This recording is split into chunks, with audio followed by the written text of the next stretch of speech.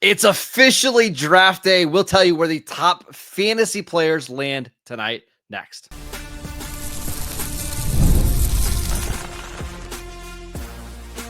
You are Locked On Dynasty Football, part of the Locked On Podcast Network.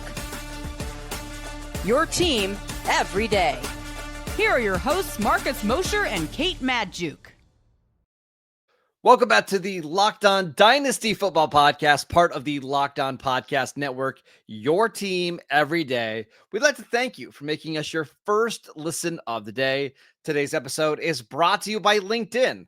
LinkedIn Jobs helps you find the qualified candidates that you want to talk to faster. Post your job for free at linkedin.com/LockedOnNFL. Terms and conditions apply. Welcome back. I am your host, Marcus Mosher. You can follow me on Twitter at Marcus_Mosher. Joining me today, as always, is Kate Magdziuk. You can follow her on Twitter at Kate Magdziuk. And it's the best day of the year. It is draft day. We only have a couple more hours to the draft. Kate, how pumped up are you? Oh my God. It's Christmas. It's the best day of the year. I feel like a kid in a candy store. I'm just waiting to unwrap my presents. And I'm hoping I didn't get coal. And I think most fantasy managers right here, especially dynasty managers who might have their rookie drafts rapidly approaching on Monday, are also hoping for a little something under the tree, not coal. Yeah. And I'm a little bit worried that we are going to get coal on Thursday night because we've seen some mock drafts come out Wednesday night, Thursday morning.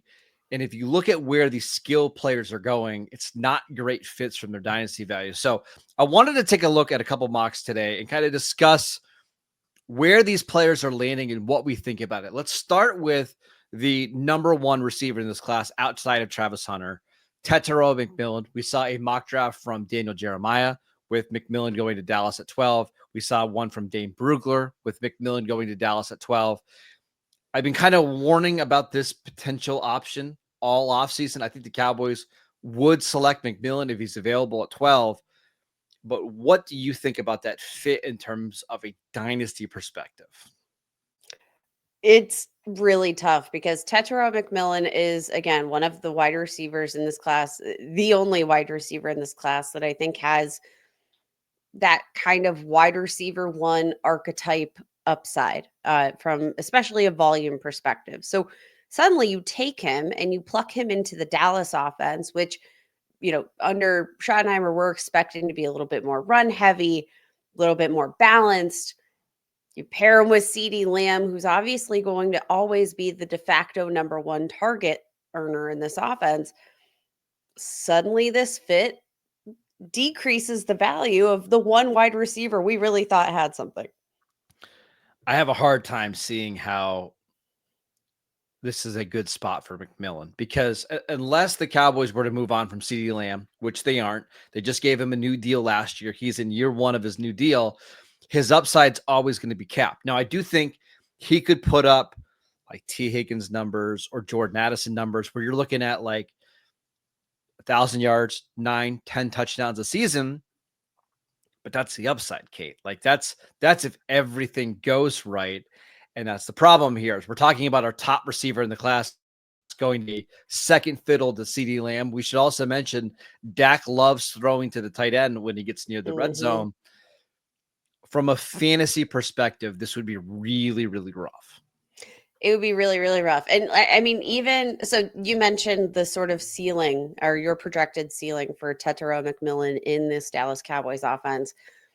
Again, with the CeeDee Lamb, with the Jake Ferguson factor, like that's the type of brand of football that's going to limit Tetairoa McMillan's ceiling. For comparison, if he went to a team like the New England Patriots, let's say the Patriots trade back from 4, get into a more comfy spot where you're comfortable taking Tetairoa McMillan. What do you think his ceiling is in an offense like that, where he does become the de facto target earner? Yeah, I think we're looking at a Drake London ceiling where you could be a 1,300-yard receiver with potentially double-digit touchdowns. You're attached to a young quarterback in Drake May. That's just so much better of a landing spot. But he's not going to the Patriots because that's where Will Campbell is going. And if you look at all the teams that have been rumored to draft McMillan, it's like Jacksonville, maybe in a trade back, who they already have their number one receiver, or it's a team like I don't know, maybe it's the Saints at 9 who have Olave and Rashid Shaheed. There's not a lot of great landing spots, but I do think Dallas is arguably the worst because of all the teams, they just have the most established number one receiver. And he's just clearly going to be second in the pecking order on that offense, where maybe there's some other landing spots, Kate, where he could be the 1B to the 1A. Like if he's with the Saints and it's Olave and McMillan, I think he could potentially earn more targets than Olave. He's not going to in Dallas.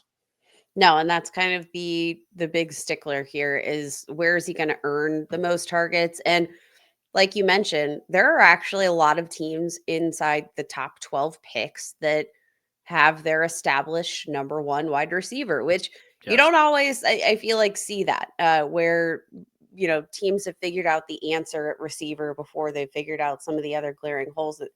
No, there's a lot of wide receiver ones here that are kind of manning the ship there in the top 12 picks of the draft. Well, I'll give you one team that doesn't have a number one where I do think he would gain some value, and that's the Carolina Panthers, who pick at Yes. 8.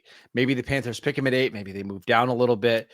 But that is a team that absolutely could use somebody like McMillan. We haven't talked about that fit very often, but I do think that's a landing spot where if McMillan is ultimately the pick, I am just way more excited about the potential, despite not having the quarterback that like Jacksonville does or Dallas does. I think I would actually move up McMillan in my ranks compared to moving him down if he were selected by the Cowboys. Oh, absolutely. And again, that just kind of comes down to projected volume, situation. Obviously, Carolina doesn't have the same quarterback situation that the Cowboys or any of really the other teams that we're kind of discussing here, like, don't have the answer at quarterback. But I think the Carolina Panthers would be a fit where we saw Bryce Young do some fairly impressive things in the back half of 2024, despite not having this elite receiving core. You had Xavier Legette, rookie, kind of a mixed profile coming out as a prospect. You had aging Adam Thielen. Like, you don't really have a true number one receiving tight end. Like, they're more traditional inline guys. Like, there weren't really ideal circumstances for Bryce Young to perform as well as he did maybe in the back half of last year. So what happens when you get him a receiver like Tetairoa McMillan to actually test the water, see what you have? I think Carolina Panthers would be a really intriguing fit that, again, one of the few kind of spots, barring trades in that top 12, where he walks away a winner just based on projected volume alone. The other team that has been mocked the most frequently with McMillan are the Seattle Seahawks, who I believe drafted 18. Hmm. That's another disastrous fit, right? They already have a high volume slot receiver in Jackson Smith-Njigba. They paid Cooper Kupp this offseason. He would probably be the sacrificial lamb as the X receiver. And I like Sam Darnold, but I don't know if Sam Darnold, who's not in the Kevin O'Connell offense, would love that fit. I mean, it's not my favorite. So I think I'm worried about McMillan going into tonight. Maybe some team surprises us, but I think more than likely we're going to see a drop in his value pre-draft compared to what's going to happen tonight. Okay, let's talk about a couple other receivers that landed in the middle part of round 1 and Daniel Jeremiah's mock draft, and we'll talk about their potential dynasty value next. This episode is brought to you by Monarch Money. Have you ever checked your bank account and wondered, where did all my money go? Between dining out, online shopping, and entertainment, it's easy to lose track, but that's where Monarch Money comes in, your personal CFO, giving you full visibility and control over your finances. Monarch Money isn't just a budgeting app. It's a complete financial command center. You can track all of your accounts, your investments, and your spending in one place, so you can stop managing your money and start building your wealth. I started using Monarch Money at the beginning of the new year, and I realized how much money I was wasting and spending on stupid stuff like food delivery, football cards, trivial stuff. But now I am budgeting smarter and I'm saving more. Take control of your finances with Monarch Money. Use code LOCKEDONNFL at monarchmoney.com for 50% off your first year. That is monarchmoney.com, code LOCKEDONNFL for half off your first year. This episode is brought to you by Gametime. There's nothing like the atmosphere of an NBA playoff game. Every bucket, every defensive stop, every moment feels huge. It's electric in the arena. And with Gametime, you can be part of it without the stress of last-minute ticket hunting. Gametime makes it fast and easy to get playoff tickets, even when the demand is sky high. Prices on the app actually go down the closer that it gets to tip-off, and their last-minute deals can save you up to 60%. I love Gametime for so many reasons. I love their panoramic view of the seats. You can see it in the app before you buy, so you know exactly what your seats are going to look like. Plus, you can save, again, up to 60% off buying tickets last minutes for sports, concerts, comedy, and theater events near you. Take the guesswork out of buying tickets with Gametime. Download the Gametime app, create an account, and use code LOCKEDONNFL for $20 off your first purchase. Terms apply. Again, create an account. Redeem promo code LOCKEDONNFL for $20 off. Download Gametime today. Last minute tickets, lowest price guaranteed. Welcome back to the Locked On Dynasty Football Podcast. We'd like to thank you for making us your first listen of the day. We are diving into Daniel Jeremiah's latest mock draft on NFL.com, one of the more historically accurate mock drafters. And I wanted to ask you about a couple other players that were selected in the middle part of round one. He had Emeka Egbuka, the wide receiver from Ohio State, who's been getting a lot of buzz as a top 20 pick over the last, let's say, 24 hours, going to the Arizona Cardinals at 16, playing with Marvin Harrison. So you get the two Ohio State receivers together. Would you like Egbuka in Arizona? Would you move him up in your dynasty ranks? I think I would, but I also kind of fear what this would mean for Marvin Harrison Jr. I think that's probably the most interesting question here. I look at the Arizona offense and look at, the general trajectory for Marvin Harrison Jr. and say, all right, we're probably a little bit harsh on him coming out of his rookie season because we set the bar so astronomically high. But I think coming away from his rookie season, you looked at the usage and you said, okay, it felt like he was kind of the sacrificial X receiver, right? Mm-hmm. I don't think that changes if you add Egbuka into the mix here, because Nope. definitely becomes that guy that you're going to utilize more over the middle of the field. You're probably still just going to be sticking Marvin Harrison Jr. in that one spot in the formation, not getting overly creative with him, where I think that was kind of the lesson walking away from year one, was that you need to move him around the formation a little bit, utilize his unique blend of frame and movement ability. Like, that doesn't seem conducive to doing that. Egbuka doesn't seem like the right fit in order to get the most out of Marvin Harrison Jr., but I guess it'd be good for Kyler Murray as a passer. So I think this is a great pick for the Cardinals. yes. I think it's a great spot for Egbuka, right? Like, you don't have to be the outside receiver because Marvin Harrison's going to handle it. You can play the slot, you can play the Z, but it's an awful fit from a dynasty perspective because not only do they have Marvin Harrison, they have one of the most targeted tight ends in the league in Trey McBride, who just got a monster contract extension. And oh yeah, by the way, they have a quarterback that's more than willing to take off and scramble. So I could see this pick playing out as the Cardinals try to really load up on weapons. But again, from a dynasty perspective, this is probably the worst case scenario. Yeah, I think that's fairly fair. You look at, Kyler Murray, he's never exceeded 4,000 passing yards in a season, never exceeded 26 passing touchdowns. And again, a lot of that comes back to the fact that he is willing to utilize his legs on an every down basis.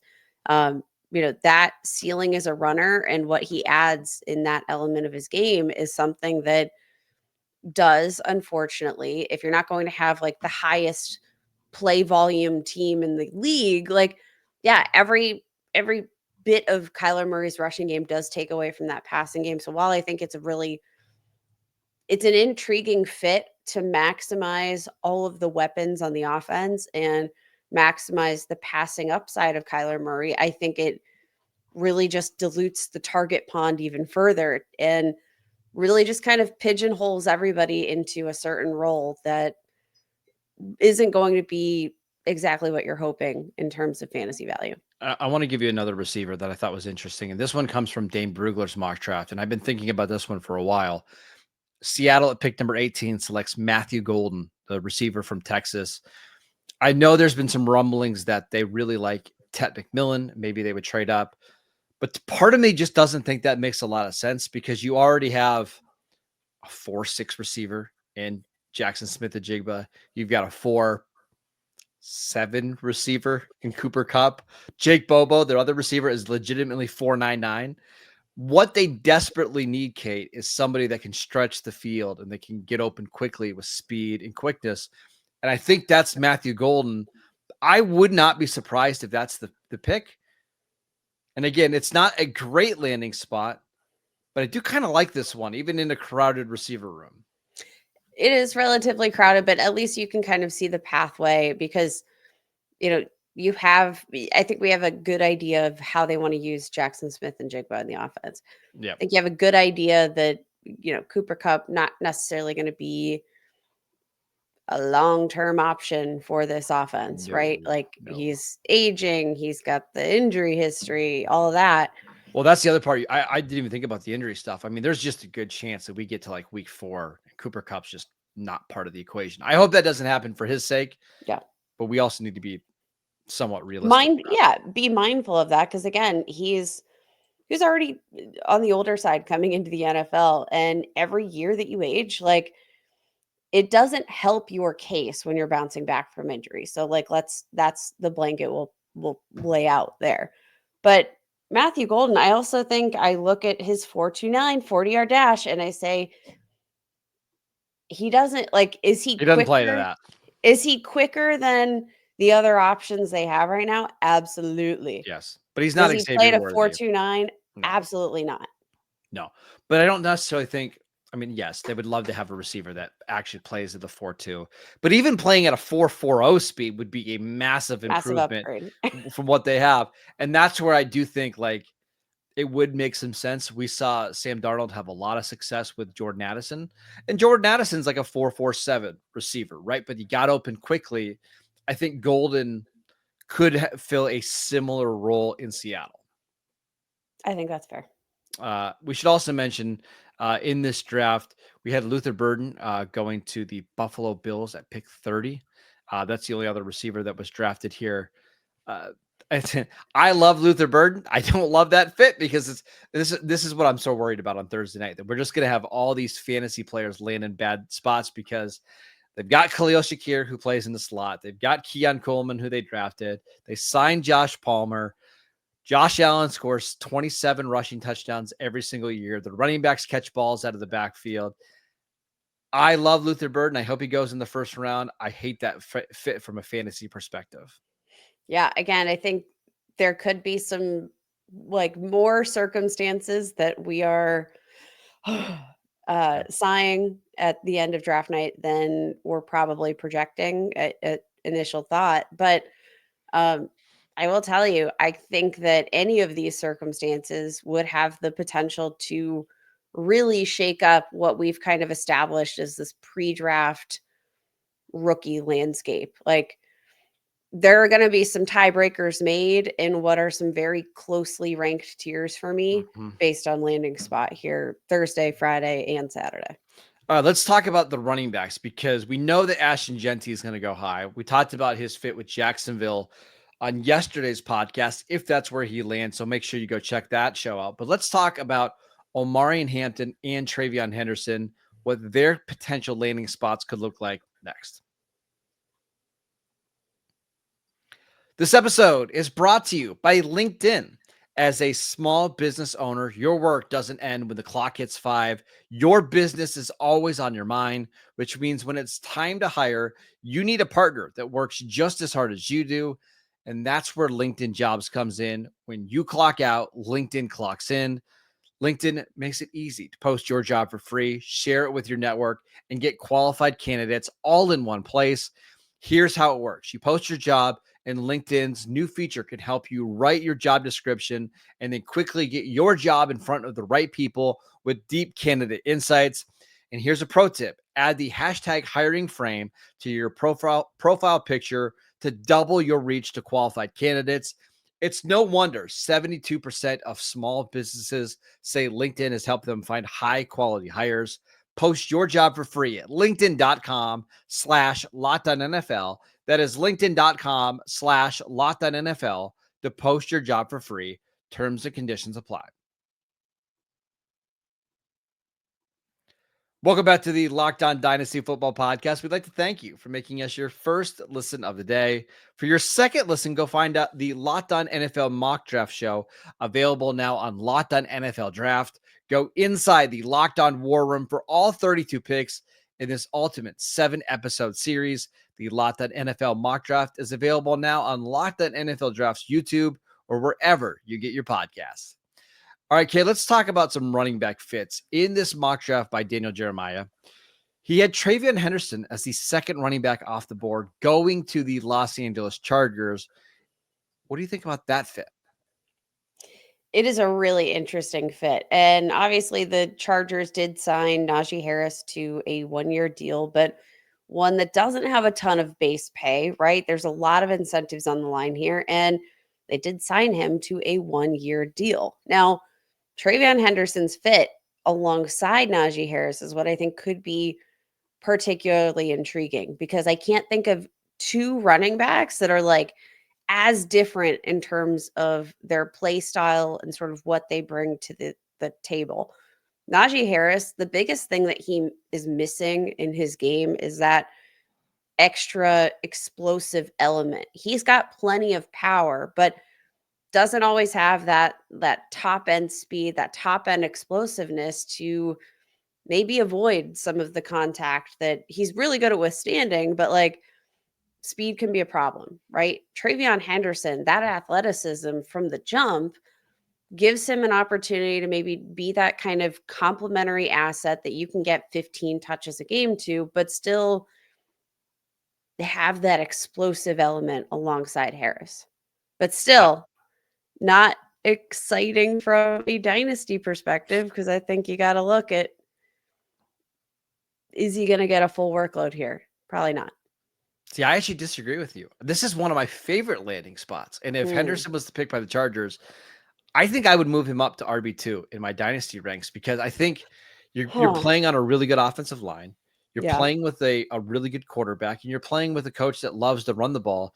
Greg Roman, the offensive coordinator for the Chargers, no matter what running back has played in the system, they've all been fantastic. You know, Gus Edwards, Mark Ingram, J.K. Dobbins. You put somebody on this offense with his kind of home run speed and ability to make plays out of the backfield. Yeah, it might be a little clunky the year one with Najee Harris, but I still think he's getting double-digit touches every week. And his explosiveness just fits really well into a dome, which the Chargers have, in good weather. I want this to happen. I think this would be a lot of fun. Your argument is compelling. Okay. It is compelling. And I think I'm thinking of year one in that level of excitement, because then, Good based pass on, blocker. yeah, Doesn't I fumble mean, the ball. Harbaugh loves running. See, this is where I think it makes a lot of sense, right? One of the things that Jim Harbaugh loves are running backs that don't put the ball on the ground. And I think that's why they signed Najee Harris. Like, Najee Harris is pretty reliable. He's a good pass blocker. So is TreVeyon Henderson. You ease him in year one, and then by year two, we see the Jahmyr Gibbs role, where now you're the featured running back. Or sorry, you're the guy that gets the most touches. Maybe you're not quite the starter, like the way David Montgomery is the starter, but you're the guy that we're making sure we're getting you your 15, 16 touches a game. You sold me. Okay. You sold me. Okay. One more, and this one is super gross. Omarion Hampton, but it seems like over the last 24, 48 hours, Daniel Jeremiah has Omarion Hampton going to the Los Angeles Rams at pick number 26. His reasoning is Kyren Williams is in the last year of his deal. They might want to get somebody in there right now that can give them some more explosive plays, because Kyren is not a big home run hitter. I have a hard time seeing that after the Rams just spent a 3rd-round pick on Blake Corum. But here's the thing. I think the Rams and the Broncos, the 2 teams that have been mentioned the most frequently for Hampton, I don't love either situation. Broncos, I can get on board with. We've seen running backs be plenty productive in a Sean Payton offense. The notion of adding Omarion Hampton, who, again, a consensus RB2 in this class, even if he is falling down boards a little bit, I stomaching the idea of throwing him into a backfield with maybe not like the best athletes in the world. But Kyron Williams, very productive. Blake Corum, very productive in Michigan. Didn't necessarily get that full opportunity here in year 1, but like it is a fit that, like, from an NFL standpoint, I'm not sure I can kind of buy into the idea of Sean Payton making the move. I can much sooner picture, getting another ancillary pass catcher, a Colston Loveland, like right in that range. I can picture those things. I could picture them maybe grabbing their, a quarterback heir apparent to Matthew Stafford. But the running back feels like a pick that I wouldn't understand. I don't get it either. It's one of these really strange ones that I don't see the Rams doing that. I think the Rams are going to try to build up their defense. That's what Les Snead and Sean McVay love to do. I would expect it to be an offensive lineman, defensive lineman. My guess, and this is what happens a lot of times when you do these mock drafts, you're just trying to get players into the draft that are going to be drafted in round 1. And I do think Omarion Hampton is going to be a round 1 pick. So you just slide him in. So that way at the end, you can say, hey, I got 20 of the 30 guys or 32 guys right in the first round.